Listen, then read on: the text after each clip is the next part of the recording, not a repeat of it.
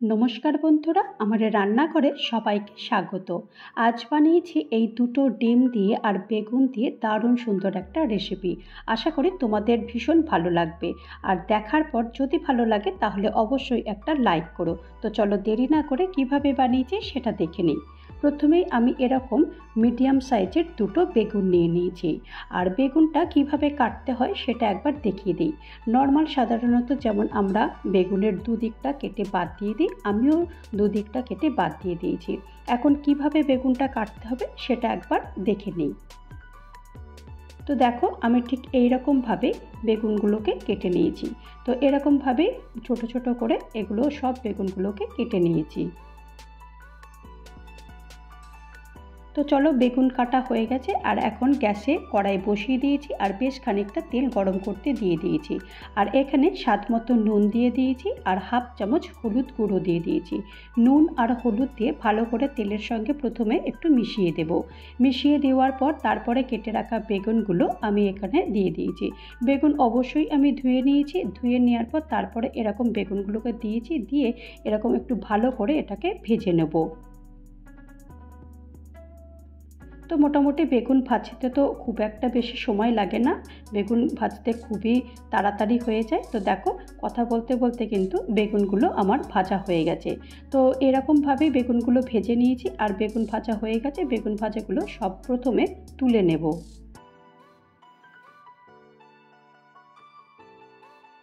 দেখো, এই রকমভাবে বেগুনগুলো কিন্তু আমরা ভেজে আমরা ডালের সঙ্গেও কিন্তু খেতে পারি। ডালের সঙ্গেও এই রকম বেগুন ভাজা ভীষণ ভালো লাগে খেতে। তো সব বেগুনগুলো আমি সব তুলে নিচ্ছি। আর সামান্য একটুখানি আমি তেল দিয়েছিলাম আর 1 চামচ আমি গোটা জিরে ফোড়ন দিয়েছি আর দুটো রসুন এরকম থেতো করে দিয়েছি। রসুনটা একটু হালকা ভেজে নিচ্ছি। ভেজে নেওয়ার পর তারপরে এখানে একটা পেঁয়াজ এরকম স্লাইস করে কেটে নিয়েছি। পেঁয়াজটা একটু হালকা হালকা করে একটু ভেজে নিচ্ছি। যখন পেঁয়াজটা লাল হয়ে যাবে এই রকম অবস্থাতে আমি 4 থেকে 5টা কাঁচা লঙ্কা কুচি করে নিয়েছি আর একটা টমেটো এরকম কুচি কুচি করে কেটে নিয়েছি। এখন সব কিছু দিয়ে দিয়েছি, দিয়ে আরেকবার ভালো করে মশলাটাকে কষিয়ে নেব। এরকম অবস্থাতে আমি পরিমাণ মতো নুন দিয়েছি আর 1/4 চামচ আমি হলুদ গুঁড়ো দিয়েছি, 1/4 চামচ আমি জিরের গুঁড়ো দিয়েছি, 1/4 চামচ আমি ধনের গুঁড়ো দিয়েছি আর 1/4 চামচ আমি লাল লঙ্কার গুঁড়ো দিয়েছি। ঝালটা তোমরা তোমাদের স্বাদ অনুযায়ী দিও। ঝালটা যদি এর থেকে তোমরা বেশি খেতে চাও তাহলে এর থেকে বেশি দিতে পারো। আর আমি হাফ চামচ আমি আদার বাটা দিয়ে দিয়েছি। সব মশলা দিয়ে আর সামান্য একটু জল দিয়ে মশলাটা একটু ভালো করে কষিয়ে নেব। দেখো, মশলা থেকে জলটা বেশ অনেকটাই শুকিয়ে গেছে। আর এই রকম অবস্থাতে আমি কি কাজ করব সেইটা একবার তোমরা লক্ষ্য করে দেখো যে এখন আমি কি করব। তো এই মশলাটা মোটামুটি কষানো হয়ে গেছে আর এটাকে বেশ কড়াইটাকে আমি খানিকটা খালি করে নিচ্ছি। আর 1 চামচ মতো আমি সাদা তেল দিয়েছি। আর এখানে আমি দুটো ডিম নিয়েছি। এই দুটো ডিমকে এই কড়াইয়ের এই সাইডে আমি পুরোটাই দিয়ে দিয়েছি আর সামান্য পরিমাণ আমি নুন দিয়েছি। আর ডিমটাকে আমি এইভাবেই একটু চারিদিকে ছড়িয়ে দেবো। প্রথমেই একদম খুন্তি দিয়ে আমি ডিমটাকে একদম নাড়বো না। নাড়লে কিন্তু আমি যে স্ক্রাম্বলটা তৈরি করতে চাইছি সেই রকম কিন্তু হবে না। তো সেই কারণে ডিমটা প্রথমে দিয়ে খানিকক্ষণ ওয়েট করার পর তারপরে ডিমটাকে এরকম নাড়াচাড়া করতে হবে। ঠিক যেমন আমি করেছি ঠিক সেই রকমভাবেই তোমরা তৈরি করলে তাহলে কিন্তু এই ডিমের স্ক্রাম্বলটা খুব সুন্দরভাবে তৈরি হবে। এখন এই স্ক্রাম্বল তৈরি হয়ে গেছে আর এখন আগের মশলার সঙ্গে আরেকবার ভালো করে এটাকে মিশিয়ে দিয়েছি। দেখো, মেশানো হয়ে গেছে আর এখন ভেজে রাখা বেগুনগুলো সব দিয়ে দেবো।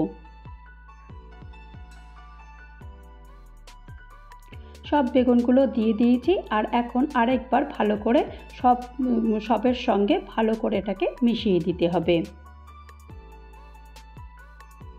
তো মোটামুটি সব আমি মিশিয়ে দিয়েছি আর এখন এই মাত্র 2 মিনিটের জন্য একটুখানি ঢাকনা বন্ধ করে দেবো। একদম বেশি টাইম লাগবে না, খুবই তাড়াতাড়ি হয়ে যাবে, কারণ সব কিছুই কিন্তু আমাদের ভালোভাবে ভাজা আছে। তো সেই কারণে এই রান্নাটা হতে একটুও সময় লাগে না। আর সব শেষে আমি 1/4 চামচ গরম মশলার গুঁড়ো দিয়ে দেবো।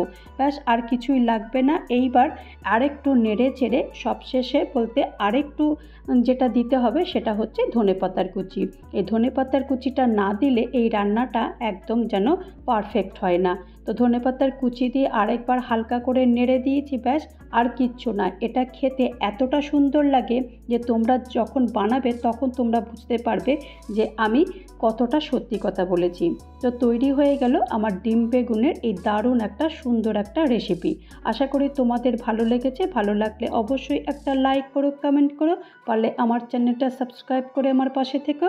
আর যারা নতুন বন্ধু হয়ে আমার চ্যানেলে ভিজিট করেছো তাদেরকে অজস্র ধন্যবাদ।